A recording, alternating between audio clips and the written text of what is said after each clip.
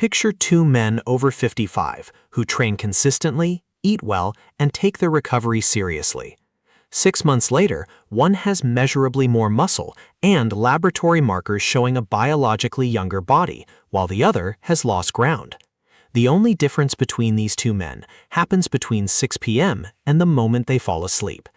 The fitness industry obsesses over the 1 to 2 hours you spend in the gym, completely ignoring the 16 hours between sessions where muscle is actually built. If you want to discover the exact evening architecture the elite 5% use to reverse muscle loss, hit that subscribe button to Masters of Strength and click the notification bell so you don't miss our evidence-based protocols. Let's break down the biological windows of sleep. Here is the biological reality most men over 55 are never taught. Training does not build muscle. It only creates the signal that instructs the body to build it. The actual tissue repair, muscle protein synthesis, and hormonal restoration happen almost entirely during deep, slow-wave sleep. After 55, your proportion of deep, slow-wave sleep naturally decreases, and your morning cortisol spike is significantly higher. This means you wake up in a highly catabolic state. What happens in your evening hours determines whether your next training session lands in an anabolic environment or a catabolic one. Decision 1 is consuming 40 grams of casein or a slow-digesting complete protein 30 to 60 minutes before sleep. This provides a sustained amino acid release across the overnight fasting period, maintaining the loosening threshold while muscle protein synthesis is actively occurring. A 2012 study published in Medicine and Science in Sports and Exercise proved that 40 grams of casein before sleep in older men produced significantly greater overnight muscle protein synthesis rates.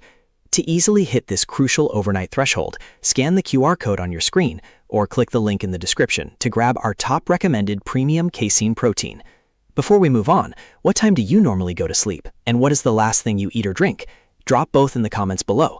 We want to see exactly where this community stands. Decision 2 is managing your light exposure after 8 p.m. Blue wavelength light emitted by phone screens, tablets, and televisions actively suppresses your melatonin rise. In men over 55, melatonin production is already lower at baseline.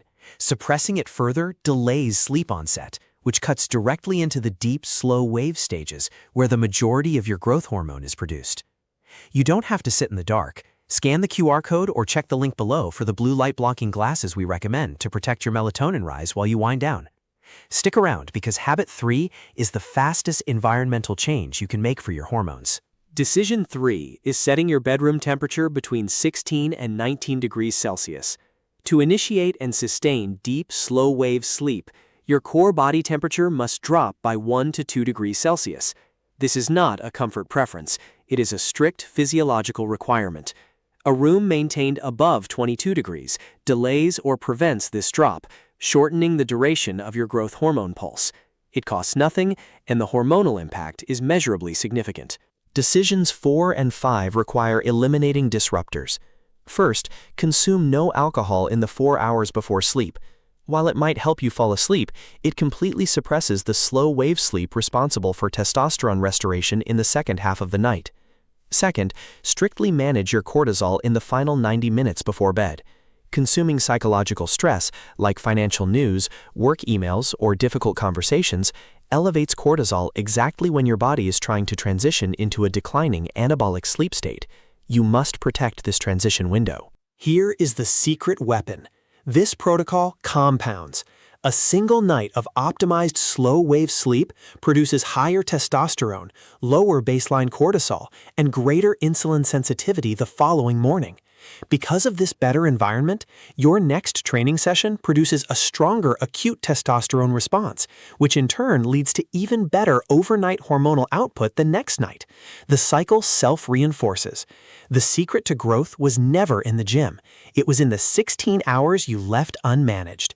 If this video changed how you think about the hours between your training sessions, hit the like button, subscribe to Masters of Strength, and ring that notification bell. Refuse to age, built to dominate.